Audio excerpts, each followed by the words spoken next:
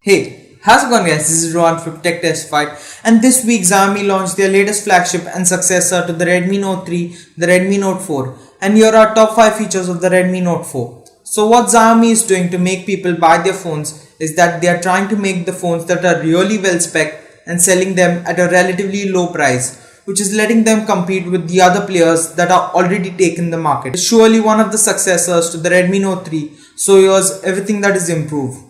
Number 1 is the build. So the Redmi Note 4 will weigh 176 grams, which is a 11 gram bump from its predecessor, with the same all metal build from its predecessor, but with antenna bands that look like the OnePlus 3 and chamfered edges, which is really good for a smartphone in this price range.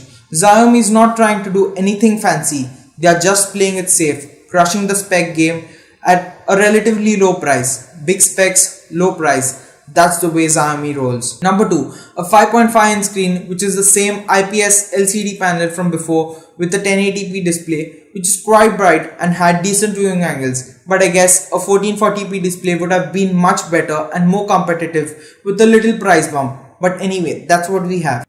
The camera is a 13 megapixel camera with f2.0 aperture, which is a lower megapixel number from its predecessor 16 megapixel camera. But if you know anything about cameras, megapixels never judge how good of a camera it is, so the sensor will be taken a look at in the full review. And the front facing camera is a 5 megapixel shooter with 1080p at 30 fps and 720p at 120 fps for some slow motion. No 4K video, but still completely satisfied considering the price, which is about 9,000 rupees and 12,000 rupees respectively for the variants. Number 4 is the battery, which is a 4100 mAh unit, which will be taken a look at in the full review with fast charging as a plus, and that's what has made the phone a bit heavier in my opinion. It's also been available in two versions, the lower end with 16GB internal memory and 2GB RAM, and the high end model with 64GB internal memory and 3GB RAM. And these versions will come in 3 colors, silver, grey and gold.